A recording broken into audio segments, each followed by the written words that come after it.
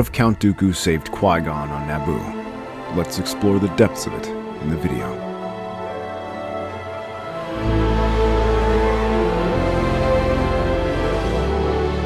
Serenno. Darkness writhes at the edge of Count Dooku's consciousness. He sits alone in the high towers of his homeworld, bathed in the golden light of its setting suns. But his mind is elsewhere, drawn again into that place. It begins as it always does. Flickers of soundless battle, blurred by heat and sweat, until clarity strikes like lightning. Qui-Gon. He sees him in a circular chamber of plasma bridges, breathing hard, locked in a feral primal dance with a horned shadow. The bread-bladed thing moves like a flame. Darth Maul. Qui-Gon parries left, spins, but it's always too late. The blade drives into his stomach. He crumples, and Dooku's eyes open with a jolt every time. But now the visions change. They grow stronger, sharper. They no longer feel like omens. They feel like alerts. He senses the moment is near. He stands, one hand calling for his saber, the other pulling his cloak over his shoulders with the Force. He does not wait for permission. He does not call to inform the Council. He follows the Force, letting him pull him across the stars like a tether. He enters his ship and sits next to the navigator. Without a word, he begins plugging in coordinates to one location. Naboo. Obi-Wan sprints down the corridor, the ray shields activating at his back. Ahead, Qui-Gon bursts to his feet. Maul strikes. The duel resumes. It is fast, brutal. Maul finds an opening. He drives his hilt into Qui-Gon's chin and stuns him. Blade leveled to kill, but it stops. Mid-air, Maul's weapon jerks, suspended an inch from Qui-Gon's chest. Another blade comes down as he is met by Count Dooku. Maul barely has time to react. Qui-Gon's eyes snap open. His saber ignites again. Obi-Wan charges in from behind. 3 blades ignite. 1 dark warrior. Dooku descends in calm, deliberate steps. Maul attacks in rage, spinning, snarling, carving arcs of red energy. But he's outmatched, outnumbered. They strike in harmony. Obi-Wan's speed, Qui-Gon's strength, and Dooku's elegant precision. Maul stumbles. Dooku's saber disarms him. Obi-Wan finishes it, his blue blade driving across Maul's midsection in a single clean slash. The Sith tumbles down the pit. The 3 Jedi stand where 2 should have fallen. Dooku gazes down the tube, disturbed. Qui-Gon touches the burn on the stomach of his robe, then turns to his older mentor, eyes filled with awe and suspicion. You saw it? Dooku nods slowly. I did. Over and over again. The Force screamed for intervention. He keeps his eyes fixed on the pit that has swallowed the Sith assassin. And now, the darkness will scream loudest still. The sun sets behind the domes of Theed, casting long golden shadows across the plaza. The celebration has ebbed to a quieter rhythm. Streamers drifting, children chasing music that has already ended. Soldiers disband, diplomats withdraw. The war drums have gone silent. In the distance, Queen Amidala poses for one last holocapture with Boss Nass. Behind them, Anakin stands uncertain, caught between awe and confusion. Obi-Wan walks near, deep in private thought. But higher above, the crowd, on a marble terrace overlooking the city, 2 Jedi remain apart. Qui-Gon Jinn leans quietly against the carved stone railing. Behind him stands his old master, Count Dooku, arms folded, cloak trailing in the soft breeze. They do not speak at first. The silence between them is familiar, familial. Finally, Dooku breaks that silence. He was a Sith. There is no doubt in my mind. And yet the Council will not speak the name. Qui-Gon turns, searching his master's face. They fear what it means. Dooku's voice sharpens, not angry, but edged with cold truth. They fear acknowledging their blindness. The speeder glides below. The horns of the parade sound once more, distant and fading. I've studied ancient texts they dismiss as myth. I've seen holocrons they won't even admit exist. The Sith did not vanish. They went deeper, more cunning, more patient. Qui-Gon doesn't argue. He watches the children below, playing Jedi with wooden sticks and smiles. And why save me? Because you would not wait for permission to see the truth. He looks directly at him now, a stern look melting away as he makes a plea to his only real friend left in the Order. I trained you to question doctrine, and yet I feared you would die because of it. Qui-Gon straightens, his expression concerned for the answers he may receive here. And now? Dooku exhales slowly, gazing back over the city. Now I see you've grown beyond needing me.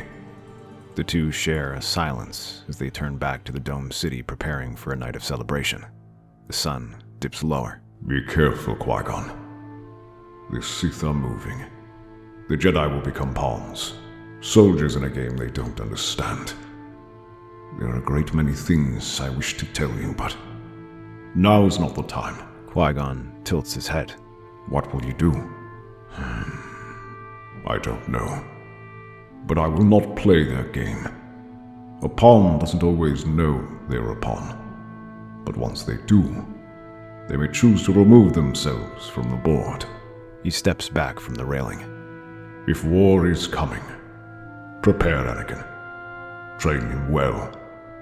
The boy may be more important than you realize.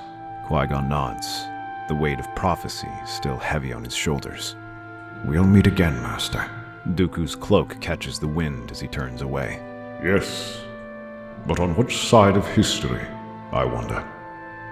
In the Jedi Temple, high above Coruscant, a storm shimmers behind the transparent steel windows. Yoda's eyes close. A second Sith. Always two there are. Mace Windu's brow furrows. Then where is the Master? The circle of Jedi sits still. Contemplation is all they have, it seems, until another move is made. In the days that come, Obi-Wan kneels before the council, his wounds from Naboo still fresh. The room is solemn, proud. By the right of the council, and by the will of the Force. Qui-Gon watches from behind, his hands folded, distant but proud as his apprentice is knighted. In his chambers, Qui-Gon kneels before young Anakin Skywalker. He places a hand on the boy's shoulder.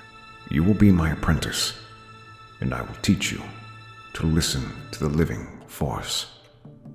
Anakin blinks, a moment of childlike wonder. Behind him, Obi-Wan lingers at the door, watching, unsure. Dooku stands alone beneath the hologlow of forbidden texts in the Jedi archives. Jocasta Nu watches him carefully from a distance. He closes one of the books. They would rather blind themselves than face the storm. He turns, cloak sweeping behind him. He walks out, not just from the library, but from the temple and the Order. In the deepest hour of night, Darth Sidious, still cloaked in his mask as Palpatine, stands at a window overlooking Coruscant. The light stretches like veins across a sleeping city. He watches as a small Jedi transport lifts into the stars. Dooku's signature vanishing. An invitation declined. Another apprentice lost. So, you choose exile over power. No matter. There are always others. He turns back to the shadow, his hands hovering over a datapad, once again changing the credentials of one Sifo Dyas. Maigito, the ice city of Brightfall, years later. Blinding wind howls between the spires of crystal and metal. The skyline gleams beneath cloud-split moons, harsh, beautiful, and cold. Inside a sleek, high-rise suite overlooking the frozen skyline, Count Dooku sips from a tall glass. watching snowfall slide down the transparent steel. His beard is longer now, flecked with white. His cloak is trimmed in gray. Not Jedi robes, not Sith black either. It is dark charcoal, lined with pale fur from an exotic Serennoan wolf. He speaks softly, and no one dares interrupt him. His presence commands attention. Behind him, a polished conference room waits. Diplomats, defectors, and disillusioned Jedi gather around a circular table. Maps flicker. War lines shift. The meeting is near its end. Within the holographic projection, zones of conflict across the mid-rim and expansion region. Names and systems unfamiliar to the average citizen, but bleeding just the same. The Jedi call this a time of rising darkness, but I see nothing rising. I see collapse. 1,000 Jedi, and not one could prevent the siege of Orvaxis. Where were they then? Training new generals, not peacekeepers anymore. Soldiers. The robed Jedi speaks last from beneath his hood, a clear sense of disgust in his tone as he keeps his eye line fixed upon the map. They train children for war now. The wind howls beyond the glass. Dooku rises from his seat as the last holomap fades into static blue. All eyes turn to him. He speaks with measured grace, but his voice carries. You've all seen it. The cracks in the Republic widening. The Jedi, once guardians of balance, reduced to knights of bureaucracy. Soldiers, enforcers of a dying Senate's will. He pauses, letting silence bite like the chill outside. They call me a traitor, a radical, a terrorist. He begins to walk slowly around the room, cloak trailing behind him like a shadow. But I have betrayed no one.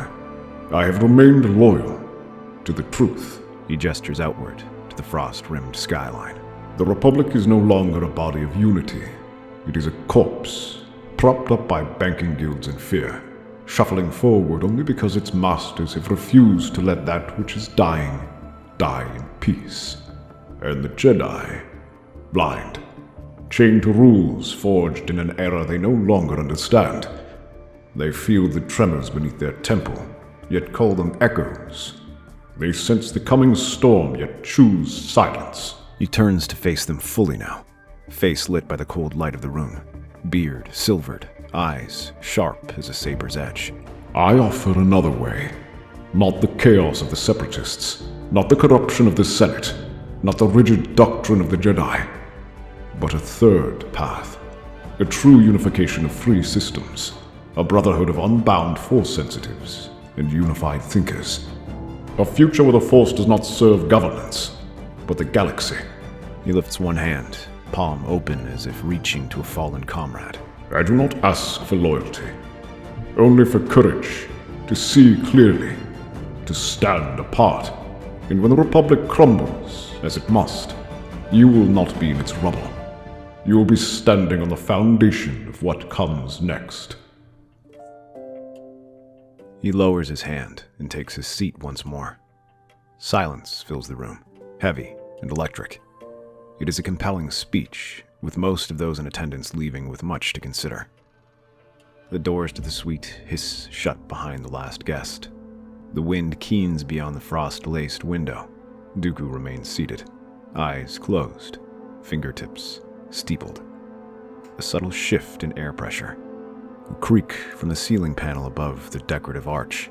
He speaks without turning. I do not believe you are on the guest list. 2 assassins drop silently, one from above, the other through the shadows behind him, both clad in refractive black armor, smooth as obsidian, no insignia. Their movements are synchronized, silent, fluid, lethal. The first lunges with twin vibroblades. Dooku pushes off his chair with a burst of force, flipping backward as the blades slash the air where his throat was. He lands light as air, robes swirling. A twist of the hand, the chair launches across the room, slamming into the second attacker mid-charge, cracking his chest plate. The first assassin recovers instantly, spinning with a strike meant for the kidneys.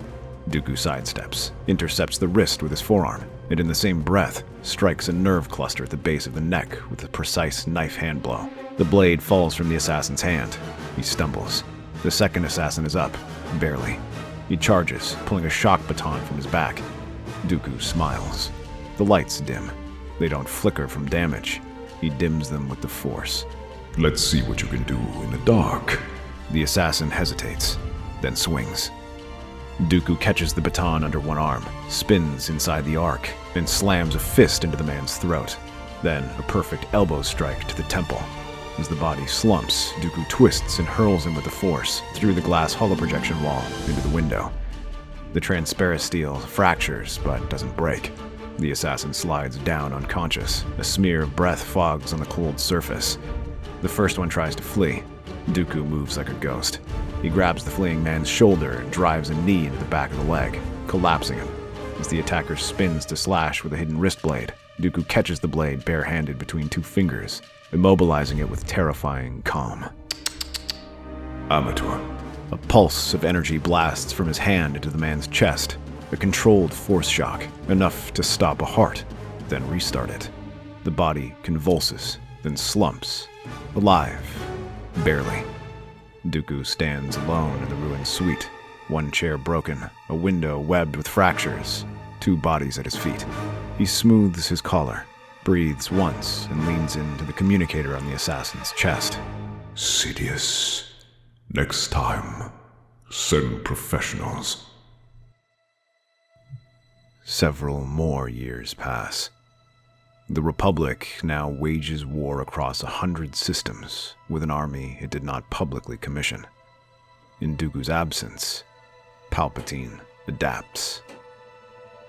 He has no charismatic former Jedi to lead the Separatists, so he instead relies on a coalition of corporate leaders and warlords, the Techno-Union, the Banking Clan, the Trade Federation, and an old militant offshoot of the Mandalorian Loyalists, all secretly united under Sidious's manipulation. Without Dooku's ideological push, the movement is more fractured and overly greedy, less revolutionary, more opportunistic. The clone troopers of Kamino, genetically bred for obedience and combat efficiency, arrive on the battlefield under the authorization of a Senate vote, pushed through after the Battle of Geonosis, where the Republic forces and Jedi clashed with a well-armored Separatist alliance. The Jedi did not request the army, but they were handed its command. The Order, stretched thin and increasingly politicized, accepted the role of generals. The Council deemed it necessary, the war inevitable. Qui-Gon Jinn did not agree, but he did not withdraw. He kept Anakin to his side not to forge a warrior, but to protect the boy from the very machine threatening to shape him. If the Republic was training children to fight, then Qui-Gon would train his to resist becoming a weapon. And so they marched through the mud and fire not as soldiers of war, but as guardians of a dying truth. Jabiim, a mid-rim war zone, torrential rain, thunder without end. Mud churns beneath Republic walkers as lightning arcs across black skies. Gunships roar overhead. The battle is ended, but not the war. Columns of clone troopers march across the ridge, securing ruined bunkers and scorched metal wreckage.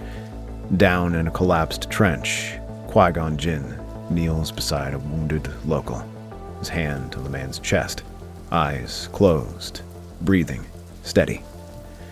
Anakin Skywalker, now a young man, stands nearby, cloak soaked, lightsaber scorched from overuse. He glances back over the ridge where the clones are processing prisoners.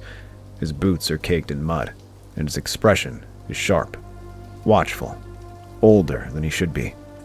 He's gonna die, Anakin says flatly, wiping rain from his brow. Qui-Gon doesn't answer. We need to move. The Council said Jabiim wasn't critical. So why are we even here? Qui-Gon gently opens his eyes. His pupils wide, zero in on the space before him. Because the Force led us here, not the Council. He places a small stone, glowing faintly, on the man's chest. The rain dims for a moment around them. The wounded man exhales and goes still, at peace. Why do you always do that? Qui-Gon stands, his silhouette cutting a calm line against the chaos. Do what? Act like you know better than everyone else. Qui-Gon studies him, not angry, curious. I listen to the Force, not tradition, not cold instruction. That's what I want you to learn. Anakin's jaw tightens as he squints through the rain still dribbling from his brow. I hear it. Sometimes. But it's not like what you describe. It's not quiet. It's loud. It pulls. Hard. Then you will learn to move with it. And what if it pulls me somewhere dark? That silences them both for a moment. The storm breaks for a breath of sun, but the clouds don't clear. Just a brief moment of warmth as Qui-Gon places a hand on Anakin's shoulder. Then I go with you. They spend the next few hours putting to rest the dying and tending to the injured, making as many last moments as peaceful as possible before making camp. Anakin sits cross-legged beside a field lantern, tinkering with a damaged comlink. His hands are quick, precise. Rain patters on the tarp above them. Qui-Gon watches the boy in silence for a moment. He breaks it with a shallow smile of amusement before speaking. You're not wrong to question me, Anakin. Or them. But don't mistake clarity for anger. Anakin frowns as he fidgets more intensely with the comlink, clearly stewing for some time. How can you not be angry?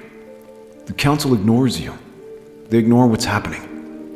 Dooku's telling people the truth, and they just sit there and... Qui-Gon raises a hand, not to scold, but to pause. Yes, Dooku speaks the truth, but not all truth leads to peace. Anakin looks up from his tools, near sheepishly. He saved your life. Qui-Gon nods slowly, a look of deep contemplation stealing his eyeline as he looks out the flapping canvas of the tent to the flicker of combat far over the horizon. And I wonder often what would have happened if he hadn't. They share a long look, student and teacher, separated by belief, but united by something deeper. The Force will guide you, Anakin, but your heart must remain your own. Outside, thunder rolls again, drowning out the sounds of war. As if a twisted mirror reflects the two, rain pelts the transparent steel windows like throwing needles, as lightning cuts the skyline in jagged flashes on Coruscant.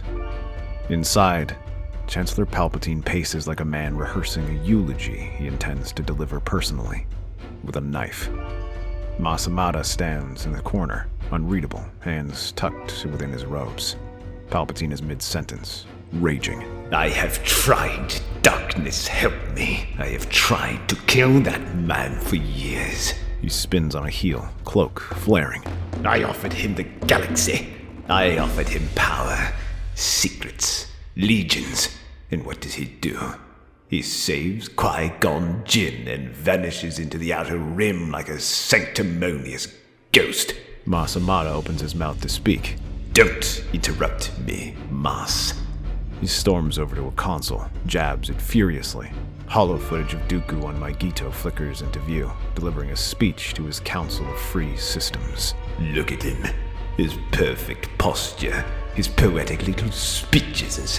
A third path, he says, as if that makes him more than a glorified school teacher with delusions of rebellion. He smacks the console, the image distorting as the screen spins on its mount. I said assassins. Plural. I've launched entire wars in his direction, and still he's out there quoting philosophy and growing that ridiculous beard like he's some ancient sage instead of a traitor who should have been my blade. He stops, breathing hard. A long silence, then softer. He was supposed to be the one to balance this war. Then, what now? Palpatine exhales slowly, composes himself, straightens his robe with clinical grace. Now I move forward. The war is underway, and it is at the very least on a schedule, if not the one I had painstakingly planned out for several decades. He taps a new hollow, a battle feed, Jabiim. Mud, thunder, clones advancing, blaster fire lighting the sky. Then, Anakin, young, wide-eyed, lightsaber glowing in the storm. The boy is raw, shaped by war, shaped by loss. But under Qui-Gon Jinn's influence. Yes, that problem must be corrected. He turns fully, a smile creeping across his face like oil through water. Anakin Skywalker is not ready, but he will be. When the time comes, when the fire inside him ignites, he will burn down everything Qui-Gon tried to build. He gazes out the window again, a god trapped in a suit of silk. Dooku thinks he is the storm, but the real storm is a child. Lightning flashes, thunder rolls, and Palpatine laughs.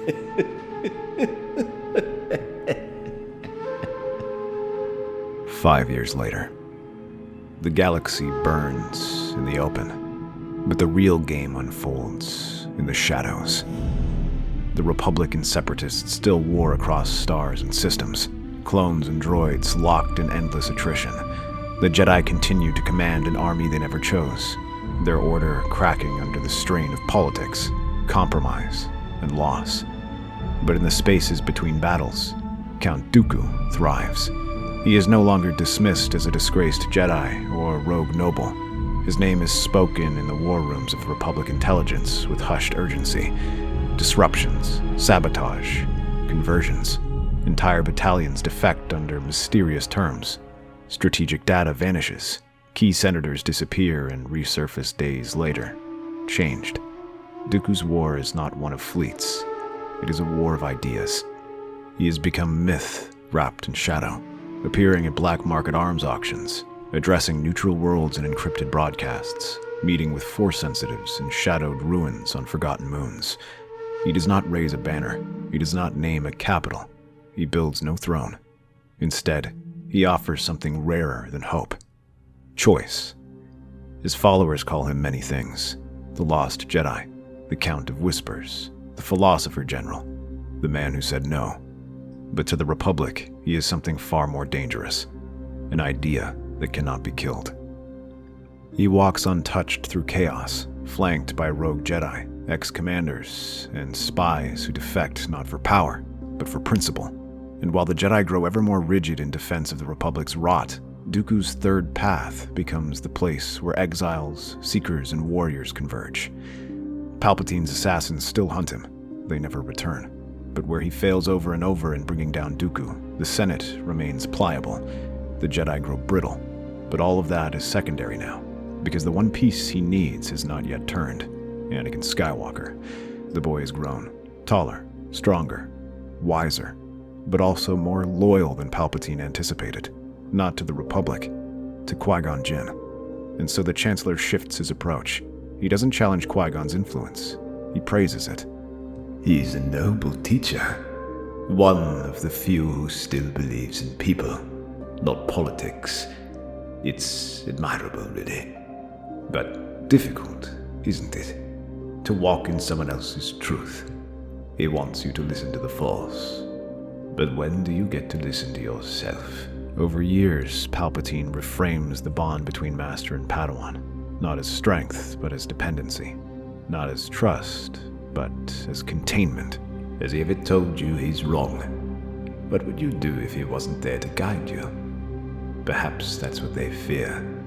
That without him, you'd be more than they can control. He never speaks against Qui-Gon directly. He doesn't have to. Instead, he asks questions, sows possibilities, and he lets Anakin fill in the rest.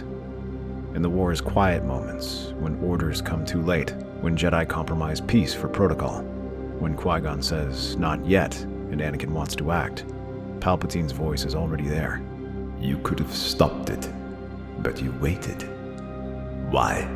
By the time Anakin begins to doubt, he doesn't even recognize it as doubt.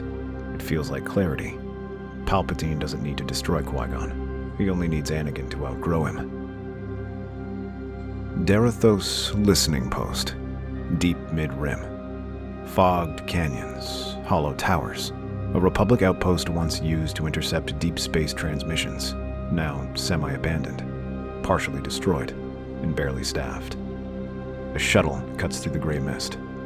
Inside, Anakin Skywalker and Qui-Gon Jinn sit in wordless tension. Anakin wipes the condensation off the viewport. He hasn't spoken since their landing coordinates changed. Again. This doesn't make sense. Why here? Why now? Qui-Gon sits with his eyes closed in shallow meditation. He doesn't look at him. Because the Force led us here. You say that every time something doesn't add up. And yet we are always where we are needed. That's not an answer. Why would the Council send us to a broken-down listening post? They didn't. They stopped guiding us the moment they let politics decide where we go. The Council didn't... Anakin cuts his gaze towards him, frustrated. You sound more like Dooku every day. Qui-Gon doesn't answer, because in truth, Dooku has spoken to him many times, carefully, quietly, coded transmissions, long encrypted debates, warnings disguised as philosophy. Qui-Gon never told the Council. He never told Anakin. But now, as they descend deeper into the cracked, silent outpost, he wonders if he should have. They breach the central node, a wide control room, partially shattered glass domes above, old flickering lights. And there he is, Count Dooku, standing calmly beside an open console. No guards, just an old man in a perfect cloak, as if expecting them. You certainly took your time. Qui-Gon doesn't ignite his saber, but Anakin does. Drop the act. What are you doing here? Dooku doesn't move.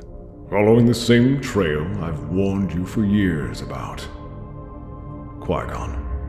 What is he talking about?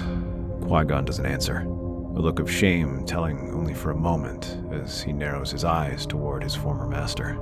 This station is quite active. One of many. And it isn't just broadcasting distress calls. It's mimicking Jedi code signatures, sending them to Republic commanders, directing clones to their deaths, or worse. He glances at Anakin. Perhaps you've lost some friends that way. Anakin doesn't respond. His knuckles are white around his saber hilt. Who's behind it? The same one behind all of it. The Separatists, the war, the clones, the Council's silence. All threads tied to a single hand. Sidious. We've heard that name before. The Council dismissed it. Because they fear what it means. He takes a step forward. They heard that name from me. I tried to warn them. I tried to warn you, Qui-Gon. How many times did I reach out? 5? 6? I've told you everything but the final truth, because I thought if I said it aloud, it might consume you the way it nearly consumed me. Sidious is Palpatine. The air in the room changes. Anakin lowers his blade slightly, a look of confusion as his conversations with the Chancellor run through his head. He hides behind the mask of democracy. He is the architect of this war. He controls both sides, and when it ends, it will not end in peace. It will end in empire. Qui-Gon's mouth parts. His breath catches. He doesn't know what to say, but he knows it is truth. You're lying. Dooku turns his eyes on him. Sad, not angry. And yet, part of you knows I'm not. The glass dome shatters. A single sniper bolt screams through the air, targeting Dooku's skull. Qui-Gon's saber ignites mid-spin, catching the bolt and hurling it into the ceiling. Sniper! Across the canyon, a slender silhouette perched on a half-collapsed tower. Aura Singh, lowering her long-ranged rifle. Before anyone can move, the sidewall bursts with screaming metal and a massive form tumbling after it. Dirge, the Jedi bounty hunter, is massive, armored, and armed with chain blades and repeaters. He grabs Anakin mid-jump and hurls him across the chamber like a rag doll. Anakin recovers and lunges at Dirge. Blades clash, sparks fly. Qui-Gon redirects another sniper shot with a flick of his wrist, hurling debris with the Force to block Singh's line of sight. Anakin charges, wild and furious, his blades hammering into Dirge's chest. Once, twice, again. Each hit pierces armor and sinew, but Dirge grabs the boy's arm mid-swing and begins to crush it with his iron grip. Anakin screams. Then Dooku is there. A sharp jab of Force lightning lashes into Dirge's exposed side, just enough to make him stumble. Qui-Gon doesn't wait. He spins low, driving his saber through the back of Dirge's knee. The limb buckles, and he doesn't fall. Dirge roars, thrashing. He hurls Anakin into a console, sending sparks and plasteel shards everywhere. He backhands Dooku into a pillar. Qui-Gon narrowly avoids a swipe of the chain blade, but Dirge's arm detaches, wriggling around on the ground like a serpent trying to grapple his legs. They converge. Dooku lifts Dirge's right foot from the floor, telekinetically yanking it upward to destabilize it. Anakin traps his left arm, driving both hands forward, straining with all his strength to hold it in place. Qui-Gon drives his saber through Dirge's thigh again, pinning him against a wall of sparking conduits. The monster screams, but his body begins to swell, bubble, reform. He's regenerating. We can't beat him like this. That's when Dooku sees it. The ruptured gas line above, broken by debris in the chaos. Hold him. Together, they lock him in place. Three masters of the Force, focusing all their will to freeze the Jedi mid-form. Dirge thrashes, veins swell, his armor fractures under pressure. Rage and muscle boil. Dooku flicks two fingers. The gas valve bursts open. Qui-Gon ignites the vapor with his saber. Anakin drives the pipe downward with a burst of the Force. The entire chamber explodes in light as the fire jets out directly upon the monster's form. Dirge's howl is swallowed in a roar of flame. His body burned away, layers of tissue and armor boiling off in seconds. The Jedi's regenerative flesh twists, writhes, and then turns to ash. When the fire clears, all that remains is scorched durasteel, molten bone, and silence. Anakin is still breathing hard. Dirge is gone, but nothing feels finished. Sing watches the flames consume Dirge. Her rifle lowers. Not for all the credits in the galaxy. Then she vanishes into the mist. As the Jedi look on, Anakin steps forward to pursue. She's getting away. Let her go. Another failed attempt to report to their master. This is why I didn't tell you before. He looks to Qui-Gon, guilt heavy between them as he places a hand on his shoulder. I have been hunted since the day I left, because knowing the truth makes you a target, and the closer you get to him, the more precise the blade becomes. Qui-Gon is pale, shaken, but his eyes are locked on Dooku. Why meet now? Because the moment is here. The war is nearly over, and when it ends, Palpatine will not step down. He will declare order, and the Jedi will either kneel. He turns to Anakin. Or burn. Anakin's grip on his saber tightens. I do not need you to trust me. I just need you to see it. War maps flicker. Faces gather in the headquarters of the Third Path. Anakin Skywalker stands near a window, arms folded, uncertain. Qui-Gon Jinn watches silently. Obi-Wan Kenobi leans against a column, quiet but listening. And Dooku speaks. I once believed this galaxy could be saved from the inside, that truth could change corrupted minds, that justice could be restored by law. He looks down at his clasped hands. But power does not yield to reason. It yields to exposure. He lifts his gaze to Anakin. And to force. A cloaked figure, Mon Mothma, enters a restricted records vault. The stolen Third Path holokey glows in her palm. She inserts it. Encrypted files of Order 66 begin to decrypt. Palpatine's trap lies in silence and speed. A single command to an army trained not to question. We will rip that silence open. Two rogue clones, Commander Gray and his first captain, detach a chip extracted from a fallen clone's skull. Behind them, a medic nods grimly. They begin transmitting data to the Senate. Proof alone is not enough. But if we reveal the mechanisms of betrayal to those already loyal to him, we can poison the root. Obi-Wan Kenobi, back in the temple under quiet pretense, slides a crystal into an encrypted reader. Yoda watches from behind shadows. He knows this is unsanctioned. He says nothing to the Council. We will not convince the Jedi Council, but we may reach enough Jedi to fracture their obedience. Senators Organa and Amidala step forward beneath the dome, presenting emergency budget concerns and clone deployment irregularities. Mas Amata shifts in his seat, twitching. He knows what this is. The Republic will never believe Palpatine is Sidious, unless he is forced to speak in his true voice. Dooku steps toward the center table. He places a single black holocron on it. Sith script pulses along its edges. Inside this is every transmission Sidious sent to the Separatist Alliance. The voice is encrypted, but the biometric signature is the Chancellor's. If we transmit it during the Senate's emergency session, then we unmask him before he can act. And if he resists, we kill him. Silence. Obi-Wan looks to his old master. And what happens if we fail? Dooku turns to the window. Then the Jedi die.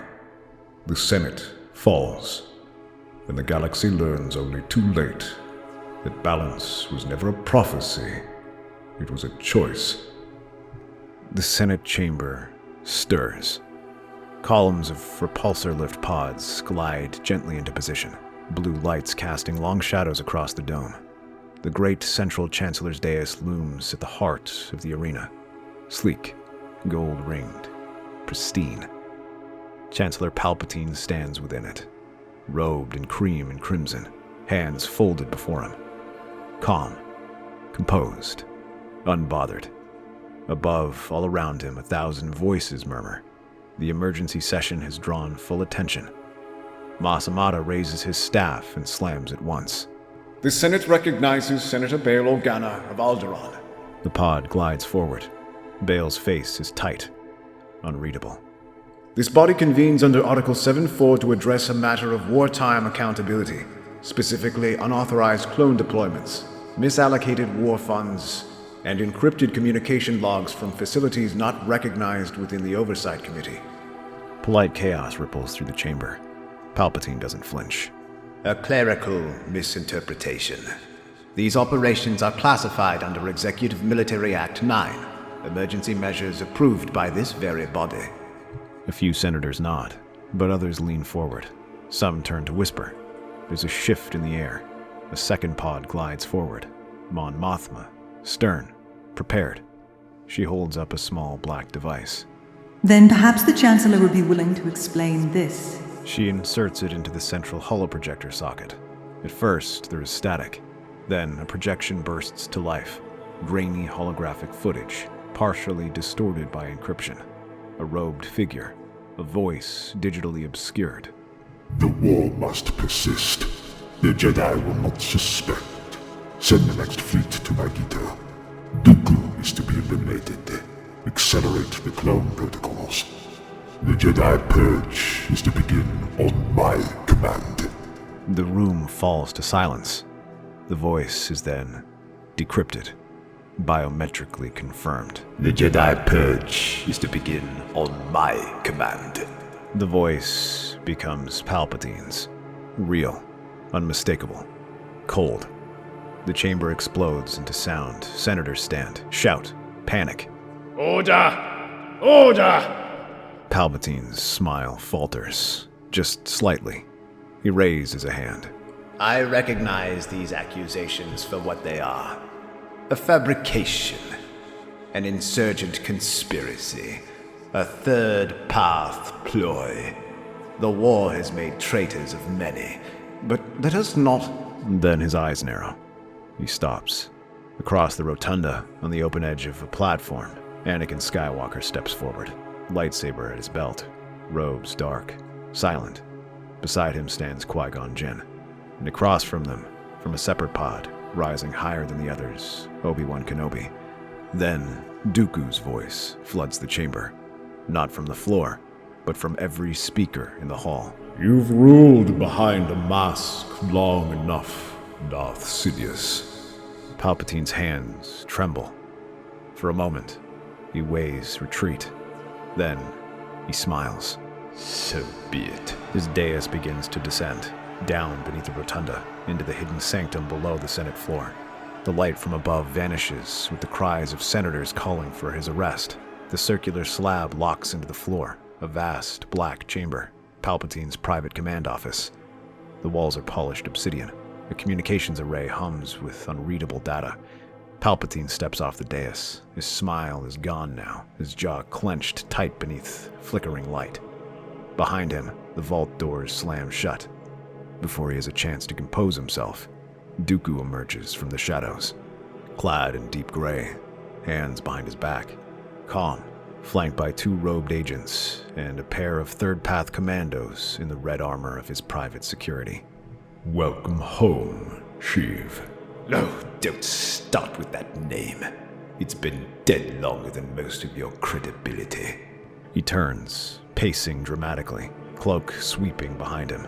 Did you really think this ends in a trial? In rules? In order? I created the game, old friend, and I do not lose at my own table. He stops, whirls on Dooku. You smug, sanctimonious relic. You were meant to be my sword, my blade in the dark, and instead you became a librarian with bodyguards.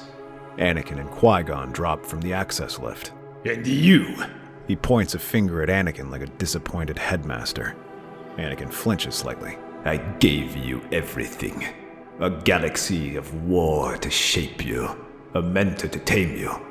Loss, fire, glory. And you still refuse to grow into the man you're meant to be. Jedi sentimentality. It always ruins the best specimens. Anakin steps forward, lightsaber igniting. It's over. Oh, my dear boy, this is where it begins. Palpatine extends his hand. The door locks. The lights drop. From the desk's base, a circular platform rises, lightsabers gleaming in containment racks. The secret weapon cache. Palpatine extends his hand, and his lightsaber, silver gold and cruelly carved, rockets into it. He ignites it, blood red, followed by half a dozen more, all igniting around him, hovering as they activate. He lunges, Dooku intercepts. For the first time in years, his blade snapping on with a hiss. White versus red. A duel not of betrayal, but closure. The third path agents raise their blasters but dare not fire into the mess of figures. Anakin rushes wide, cutting off Palpatine's escape route, the additional blades giving more to contend with than just the Sith. Qui-Gon circles like a wolf. No hatred, just resolve.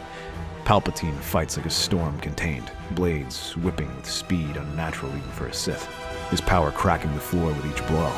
He throws Dooku back with a blast of Force lightning, catches Anakin's blade mid-strike and twists him into the wall. Dooku recovers, signaling his entourage. No! From the shadows, third path agents override the chamber's command systems, activating the holo recorders. The fight is now being streamed to the Jedi Temple, to the Senate above, to command ships across the galaxy. Everyone sees Sidious. Everyone sees the truth. Palpatine howls. You ungrateful traitors! Did you think that they will thank you for this? When the Separatists rise again? When the Outer Rim fractures into chaos? When your Republic tears itself apart and all that remains is darkness? He swings wildly, drives Dooku back, only to have his saber caught between Anakin and Qui-Gon. They clash with floating blades, clipping the hilts before they rock towards the Sith. They stand together. You wanted a weapon. He chose to be something else. Together, they strike, slicing his waist, slashing his thigh. He falls. His saber clatters. His robe smolders. He collapses onto the base of his desk, eyes blazing, not in fear, but hatred denied its finale. Fools. All of you. Execute Order 6. Qui-Gon's fist cracks the Chancellor across the face, knocking him unconscious. Dooku and Anakin both staring at him in surprise. The Force compelled me to do that. The broadcast continues as Dooku addresses the galaxy, and countless clones within earshot throw away their comlinks. Darth Sidious, known to the galaxy as Chancellor Palpatine, has fallen. His war ends with him. The Jedi will no longer serve a Senate built on lies. The galaxy must choose a new path. Together. He lifts his saber, then lowers it. Palpatine is arrested. Not martyred, not vanished. Exposed. and the galaxy gasps. The war ends not with a grand battle, but with a broadcast. Across the galaxy, senators, soldiers, civilians, and Jedi watch as Chancellor Palpatine is dragged into the light, his secrets laid bare, his empire unborn. The clone armies, confused and untriggered, stand down. The Jedi, fractured but not extinct, begin to pull back from the edge. None can deny what they saw. Sidious is real, and he wore a human face. The Republic stumbles. It does not collapse, but it sheds its skin. Emergency powers are repealed. The military scaled back. New senators rise. Others vanish. In the shadows of these reforms, a new alliance begins to stir. One born not of war, but of principle. Quiet, careful, rooted in the truth that power must not be trusted with those who seek it most. Count Dooku does not return to the Order. He becomes something else. A warning. A teacher to the forgotten and the exiled. Qui-Gon Jinn steps away from the temple, but not the light. He rebuilds, slowly, patiently, a new generation, a new way to listen. And Anakin Skywalker, he walks between them. Not a Jedi, not a soldier, not a savior, but something rarer. A young man still learning, still burning, still searching for balance. Not in prophecy, but in himself. And for the first time in a generation, the Force is quiet. That's our theory. The Star Wars universe is a galaxy filled with exciting stories and possibilities, and we love exploring them. If you'd like to join us on this journey to a galaxy far, far away, then please like, share, and subscribe to our channel.